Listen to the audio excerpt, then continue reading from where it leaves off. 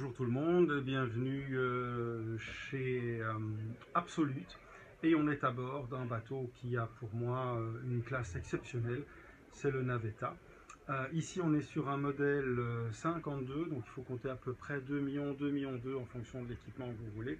C'est parti, on fait la visite et on commence par, une fois n'est pas coutume, le pont inférieur. Alors on descend dans ce pont inférieur par un très bel escalier avec ici un puits de lumière. On arrive directement face à la cabine invitée qui a cette particularité que le lit n'est pas, comme vous le voyez, dans l'axe du bateau, ce qui permet une circulation beaucoup plus facile autour du lit. Et également un avantage que beaucoup de chantiers pour moi n'exploitent pas, c'est la vue lorsqu'on est couché sur la mer. Parce que étant donné qu'on a comme tête de lit le hublot, évidemment on a presque en face une vue sur la fenêtre de coque de l'autre côté avec le hublot d'ouverture, donc on est vraiment très bien positionné. Les couleurs intérieures de l'exécution sur ces bateaux sont d'un classicisme impérial et intemporel, avec évidemment ici des commandes de chauffage, interrupteurs, une très belle penderie, on peut presque parler, même à l'échelle d'un bateau, carrément d'un dressing, puisqu'il y a un retour ici, des tiroirs ouverts et des espaces de rangement fermés, une ambiance ici à bord de cette cabine qui est superbe, c'est vraiment très agréable, et ces cabines possèdent aussi un accès privatif à la salle de bain, beaucoup de portes à galandage ici, système très facile qui permet alors d'avoir une intimité sans avoir des portes dans le chemin. Salle de bain à l'italienne avec évidemment sa douche, des éclairages indirects et comme vous voyez une qualité de finition qui est quand même au-dessus de la moyenne. L'autre porte ici permet alors d'utiliser cette salle de bain de par le couloir d'entrée en descente d'escalier comme une toilette et salle de bain de jour. Sous le poste de bar, on va trouver alors la cabine numéro 3, la cabine invitée avec un double lit, deux grands hublots qui participent à la signature graphique de ce genre de bateau, un trawler vraiment magnifique, une très grande vitre ici de plein pied qui est en même temps une armoire, et de l'autre côté de cet escalier qui descend de la timonerie, on a alors l'entrée avec ici aussi une porte à galandage pour fermer l'espace vers la suite propriétaire. On parle de suite puisque de nouveau on va retrouver ici sur bâbord la salle de douche avec douche indépendante évidemment, WC et évier avec de nouveau ce très beau hublot ici. On continue alors à descendre quelques marches vers l'espace nuit. Ce qui est à noter ici, c'est l'angle de rangement. Vous avez le cabinet de préparation, toutes les armoires basses, de belles appliques. Et de l'autre côté également, énormément de rangements, de très beaux panneaux blancs pour couvrir l'arrondi où se cache la douche. Un emplacement télévision. Je voudrais quand même attirer l'attention sur la finition ici, sur le pourtour du miroir. Pour moi, ce bateau a vraiment un côté art déco tout à fait unique et je l'aime pour ça. Je suis sensible à l'art déco, voilà, c'est comme ça. Cette armoire-ci avec cette grande glace est également une énorme penderie.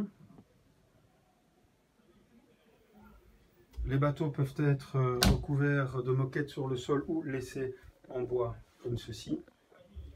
Et alors, au niveau de la hauteur sous barreau, je peux me tenir sur la marche ici. Je fais 1,78 m sans toucher le plafond. Donc j'ai une capacité de circulation debout, parfaitement debout, et devant le lit et à côté du lit. Alors, on va sortir en remontant pour voir alors la timonerie. A tout de suite. Pour faire cette timonerie de la proue vers la poupe, on commence par le poste de bar qui est équipé d'une très belle et très sécurisante, de très grosse qualité, une porte de poste de bar avec un siège bolster double sous lequel vient se mettre la cave à vin. Double écran, c'est ici une motorisation Volvo et uniquement Volvo en IPS avec le Joystick et les propulseurs, VHF, toutes les commandes de vie à bord et également le mesureur de chaîne. Toujours dans ce côté art déco, on a cette très belle vitre ici qui est d'une seule pièce sur toute la partie avant et avec cette courbe là qui est vraiment très très belle. On arrive ensuite dans le carré, qui est un carré évidemment classique avec une table hydraulique qui peut s'abaisser, pas nécessairement pour faire un couchage, mais pour faire vraiment une table basse ou une table à manger. Une banquette de l'autre côté permet d'accueillir des invités avec un petit côté méridienne un peu lounge et la télévision en pop-up ici. Et alors après on descend sur la cuisine.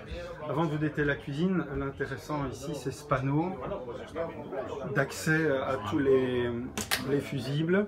Non seulement tout est très bien indiqué, et en plus ce panneau là lui-même est monté sur charnière, ce qui permet en déclipsant là et là de pouvoir ouvrir le panneau et d'avoir accès directement à tout le câblage qui est derrière, et pour l'entretien par les concessionnaires. Et pour les réparations personnelles, c'est très facile. Alors ici, on a un frigo avec freezer et frigo classique. Notez ici les poignées qui sont vraiment sympas. Hop, comme ceci. Et qui se copie ici. Cuisinière au gaz ou induction, poubelle à rangement vertical, évier avec ici un système vraiment extraordinaire. C'est qu'on peut avoir une cartouche de désalinisation de l'eau qui se trouve là et qui permet alors d'être autonome en eau. Il y a même moyen d'avoir plus que ça.